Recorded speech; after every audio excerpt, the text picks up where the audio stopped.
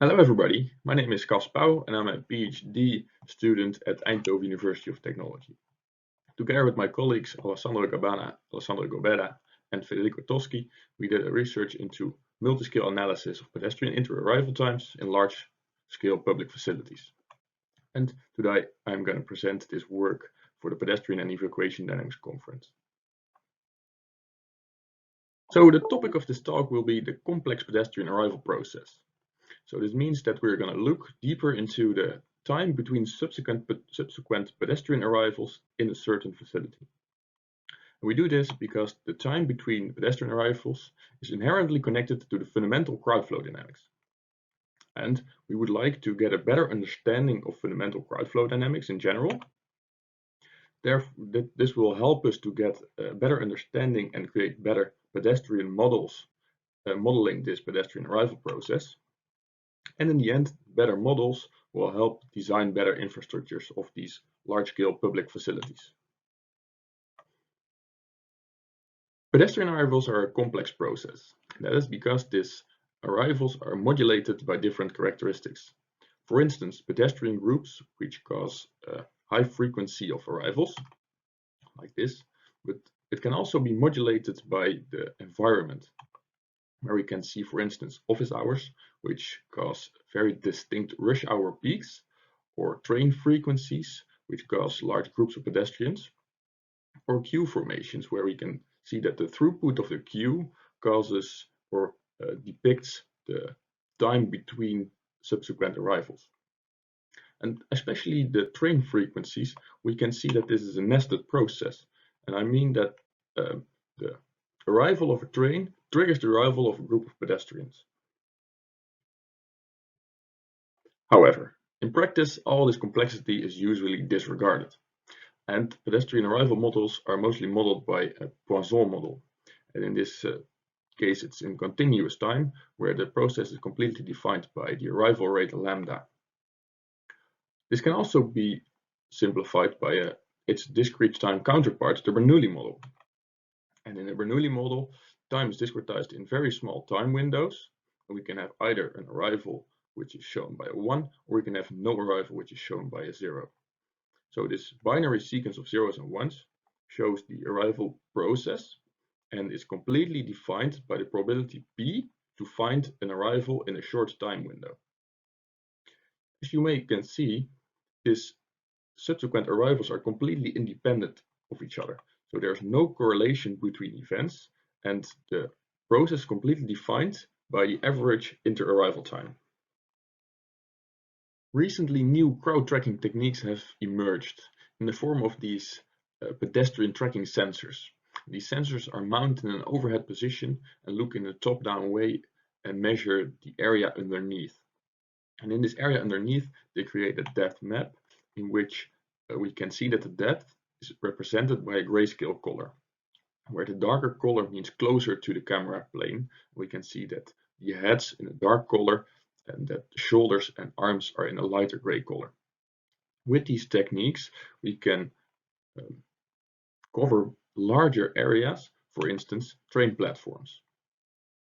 And in this case, we can see a train platform and a real-life Dutch train station, and we can see that all the red dots represent pedestrians, which are deboarding a train right now and trying to walk to a staircase on the left or an escalator set on the right. And with this type of data, we can detect the arrival times between pedestrians at a location, like for instance at the escalator. So we measure all the arrival times of pedestrians at this green line. We can do this either in the leftward direction, where pedestrians enter the platform, or we can do it in the other direction, where pedestrians leave the platform. This way, we have been able to create a data set with 13 million pedestrian arrivals between 2017 and 2019. In this data set, the timescales range from sub-second intervals to seasonal changes. From this large data set, we try to get a better understanding by retrieving the typical timescales and the modulations of the crowd that we have been detecting. Therefore, we make a probability distribution function, or PDF, which shows on the x-axis the time between subsequent arrivals, and on the y-axis the probability to find such an inter-event time. Note that in this figure on the left, both axes are in logarithmic scale. In this case, we made the PDF of pedestrians who enter the platform, and we can see that there is a peak of higher probability around 1 second. And if we take a deeper look in this 1 second inter-arrival time, we can see that it's correlated to the maximum throughput of an escalator. This means that underneath the escalator, a queue is formed, and the pedestrians have to wait for the others to step on the escalator before they can step on the escalator themselves. We can also see that there is a modulation on larger time scale. This is a time scale of approximately 5 hours. And if we try to think of what this could have been, I think this has the time the facility is closed at night. So this means this is the time between the last pedestrian of today and the very first pedestrian the next morning. This is approximately a gap of 5 hours where there's nobody in the facility. We can make the same figure for pedestrians who are leaving the platform. And in the figure on the left, we can see that the same short and long time scales appear. But we can also see that there is another more intermediate time scale showing up. And this higher probability at intermediate time scales is correlated to the time between trains. And as I said before, the trains are modulating the crowd in the sense that every arrival of a train starts the arrival of a group of pedestrians. So we can see that this is more or less the time between the last pedestrian of the last train to the first pedestrian of the new train. We can also use this method of creating a probability density function to investigate different moments in time during the day. So for instance, we can make a PDF for the morning rush hour between 7 and 9 in the morning. And we can see that there is a more high probability for the shorter time scales. This is because we have a higher crowd density, there's more frequent trains, and therefore also shorter inter-event times.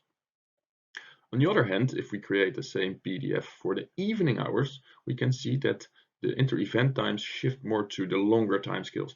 We can see that this is because the lower crowd density at night, which is also because the fewer trains at night, and therefore the time between subsequent events is automatically longer. I've now presented you the analysis of a high statistics dataset in a real-life train station, from which we have shown you that we can extract time correlations or modulations at different timescales.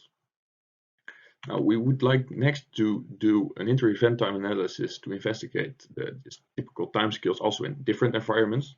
So for instance, we could change from the escalator set to the staircase or maybe to the entrance of a facility, but we can also try to look into completely different setups. Next, we would like to make the framework more automatic in the sense that we can put in the signal and that it returns to us the typical timescales in this arrival process. And in the end, we would like to describe a complex arrival process as a superposition of processes at these different timescales. So, for instance, as a superposition of the process we've seen at the escalator, combined with the process we've seen from the trains, combined with the process we see from the day-night rhythm. The implications of this research will be a better fundamental understanding of these complex arrival processes, in the sense that we will be able to describe the statistics of this real-life arrival process with far higher accuracy. We will be able to create better arrival models, which nowadays are modeled and simplified by single Poisson models, and we will be able to make models that go beyond this single Poisson process. This will therefore make us able to create better, more realistic pedestrian simulation models, which can be used to design better infrastructure. And in the end, we will be able to extract the correlations and the self-similarities in these arrival processes. And that brings me to the end of this talk. I would like to thank you for your attention and have a good day.